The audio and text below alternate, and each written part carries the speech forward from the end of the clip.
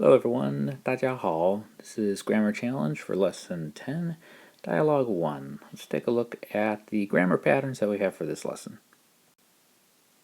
First one is a topic comment type structure. Topic comment structures are pretty popular in Chinese, where you just have some kind of a topic in mind. Maybe it's already understood between the people who are having the conversation. A lot of times it will be, so you might be talking about your teachers, and then somebody says, oh yeah, my teacher, he's really tall. So you made the topic is known, it's about teachers, and then you make the comment that he's tall. But we could do this with any kind of topic, really, and make comments on it. So we have learned a lot about money, 钱. So you could say something like, 钱我都没有，钱我都给你了。So I gave you all my money. Or maybe talking about airplane tickets. We had 飞机票. And somebody might say, well, have you gotten your ticket yet? And you could respond to say, 飞机票我买了，买好了. Or you might say, 飞机票现在太贵了. So topic comment. We might even be talking about maybe a trip to China that you're planning. 去中国. So if it's a trip to China and you're planning this trip, you might say, 中国我今年去或者明年去，不知道今年去还或者明年去. So practice that one. Topic comment comes in handy a lot.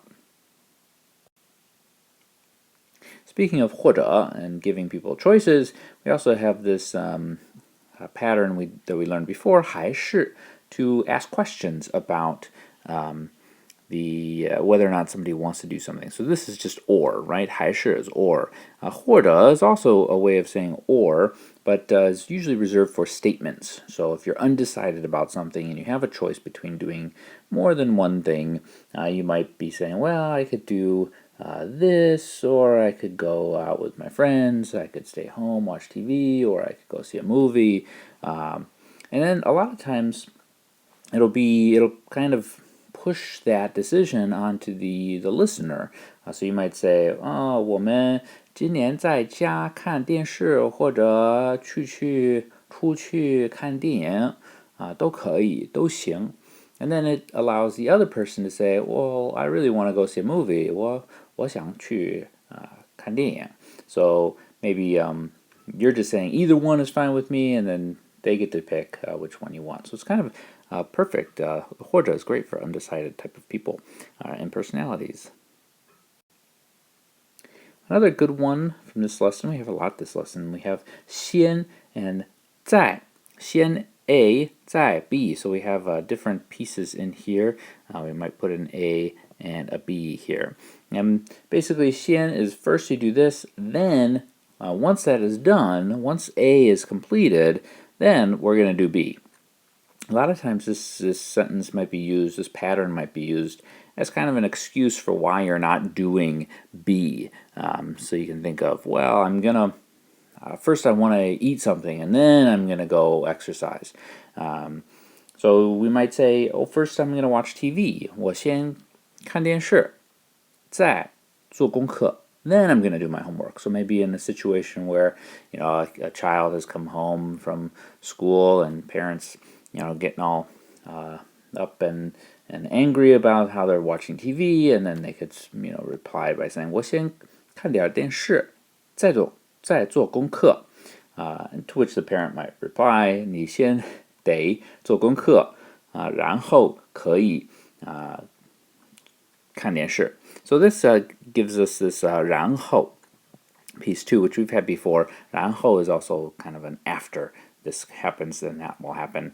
But it happened. I guess they're a little different in that, in usage, you don't get this feeling that A had to happen before B, and maybe with 然后, this might be more helpful with telling stories about things that have happened or something that has to happen in sequence. So first this, and then this has to happen after the first step.